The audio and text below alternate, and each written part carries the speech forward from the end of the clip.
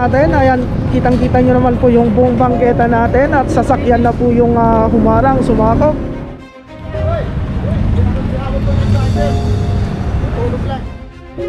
Nagigis sila kung sila may ari yan eh. Eh, tinawag ko na, okay kami. May mga nakaparada. Siyempre yung mga basura pumapailalim po sa ilalim ng sasakyan. Okay? Pag pumailalim yan, siyempre pag may naglilinis, hindi na mawawalis yung ilalim.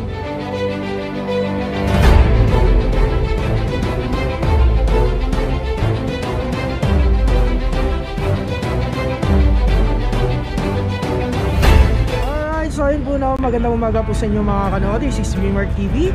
Today is January 25, 2021 at ganap na oras natin is alas 7:31. Okay, so panibagong update na naman po sa balitang kalsada natin. And shoutout po pala kay Sara Iron Makers Industries Philippines. Ayan sir, nabati na kita, pasensya ka na hindi kita na Saan tayo? siya shoutout kung minsan, okay? So kasalukuyan nandito po tayo sa Jose Abad Santos at papunta pa lang po tayo sa panibagong destination ng operation natin. So stay tuned mga kano.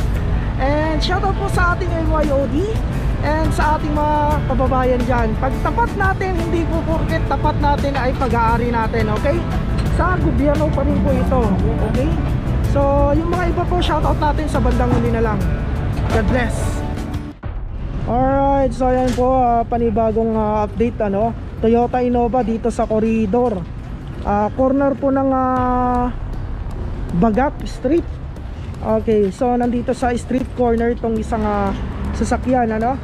Pagka street corner po na kagaya nito, kailangan po 6 meters away sa kalsada. Subalit nasa kalsada pa rin naman naka-park, kaya ayan po, nilagyan po ng clamp.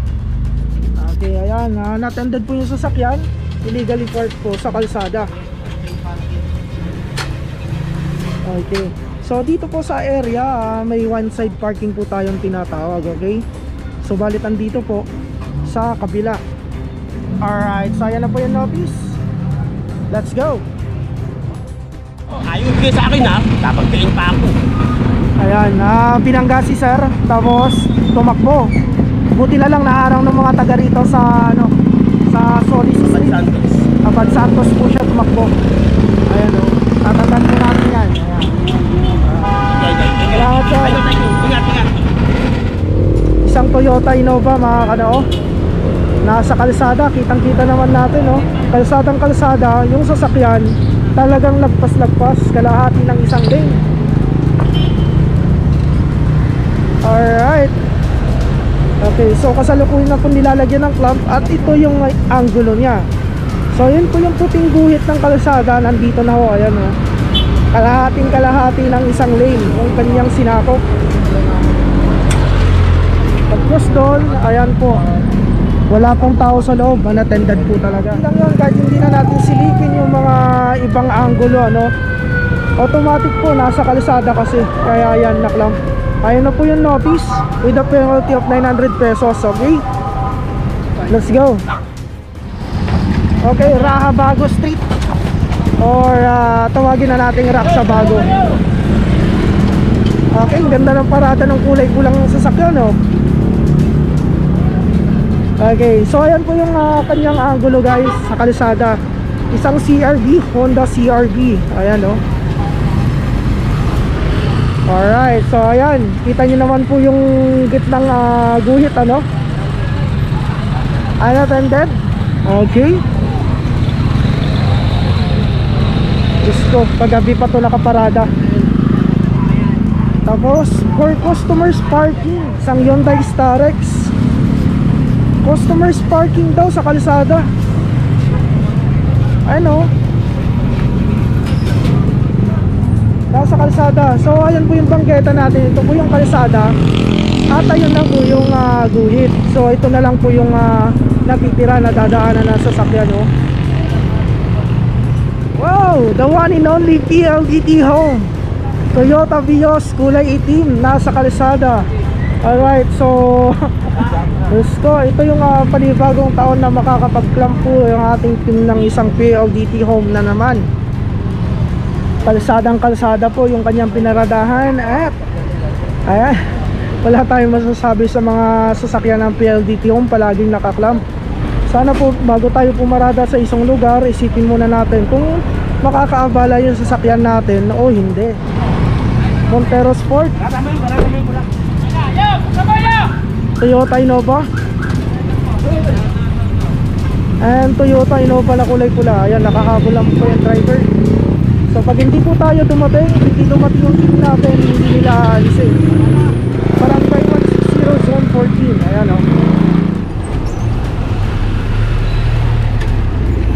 Unattended? Okay. Ayan, lamig na nung makina, kagabi pa to. Okay, so ito po yung bangketa natin at ito yung sasakyan. Andito po mismo sa may bridge, paakyat na. May mga motor.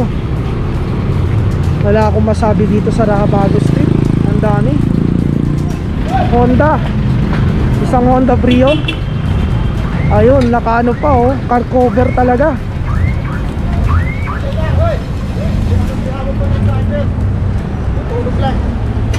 Nasaan po yung driver tayo? Pagigit sila, pulis ito yung may-ari niyan eh. Eh, tinawag ko na, okay kape.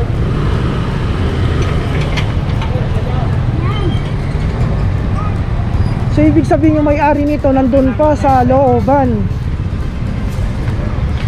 Tinawag daw yung driver, natutulog pa. Ayan na po, isang Brio at itong isang naka-car cover na sasakyan. Okay. Wala pa. Wala pa notice yun. Pero Meron na.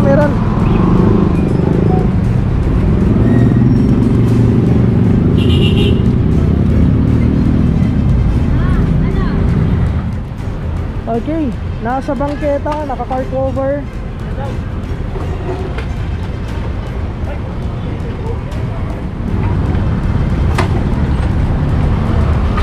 Grabe yung pagkakaparada nito, naka-car cover pa. Toyota. o isa oh. Ayun pa po, isang Ford Ranger. Number 188. Ayan, kitang-kita nyo naman po yung buong bangketa natin at sasakyan na po yung humarang, sumakop. Okay, may paradahan naman siya kaso hindi po sapat, hindi kakasya talaga. Kaya yan, buong sasakyan nasa bangketa, lumalagpas pa po dito sa kalsada. Tignan natin yung isang Ford Ranger. Layo pa lang, kitang-kita na ho na walang tao sa loob. Okay, ito yung rim. 190. Ayan po. Ayan po yung damage. Okay. Okay, yung clamp natin, ayan o. Napakalaki po ng goma. Nandito na po tayo sa corner ng Juan Luna Street. Okay. Okay. Alright, so yan mga kano, nandito po tayo sa Rodriguez Street. At isa pong puting sasakyan ang inabutan nating nakaparada sa bangketa. Ayan, time check po tayo mga kano. It's already 8:36 po ng umaga at unattended po yung sasakyan na sinasabi po natin na dapat alas 8 wala na pong nakaparada sa bangketa at kalsada. Okay, so balit ito inabutan natin nasa bangketa na halos wala na pong madaanan yung ating mga kababayan. Ayan, nilalagyan na po ng clamp ni Sir Pura. Alright. Okay, so makikita po natin napakalinis po ng kalsada dito sa Rodriguez ngayon, ano? Ayan, wala pong mga nakaparada. Subalit ito lang po yung nag-iisa na nalagyan ng clamp dito sa Rodriguez. Pag diniretso po natin to, papunta na po ito ng Bitas Bridge. Okay, so dadaan rin natin ulit ng Deca Homes. Makikita natin kung ano yung mga madadatnan natin doon. Okay, ayan na po yung notice na may kasamang okay, pag hindi raw po ito inubos itong puting sasakyan ngayong araw na to, ipapataw na po kagad. Okay, let's go. Mahirap to eh.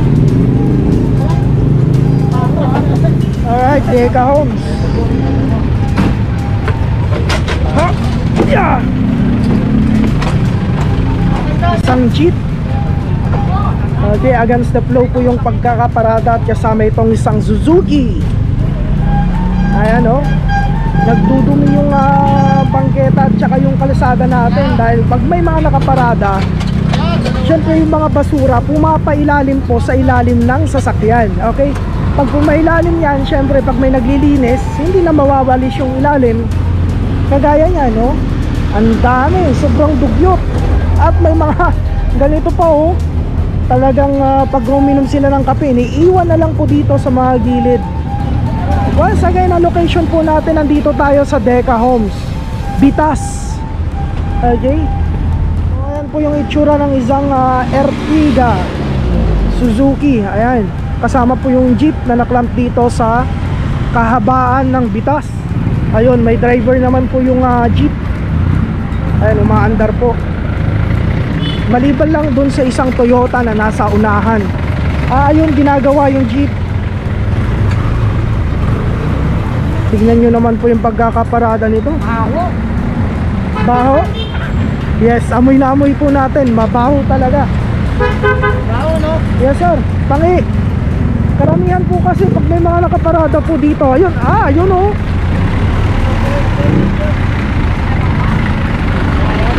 May umiihi po yata rito Hindi ko alam.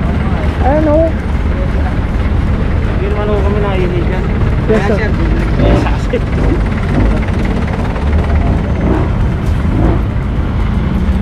Tangi, nangangalingasaw yung amoy. Mapapansin nyo po, may mga ano po tayo, may mga nagpa-flashing ng bangketa, kalsada. Pinapaganda at inaayos po ni Mayor Isko lahat. Subalit hindi naman po sa mga kababayan natin.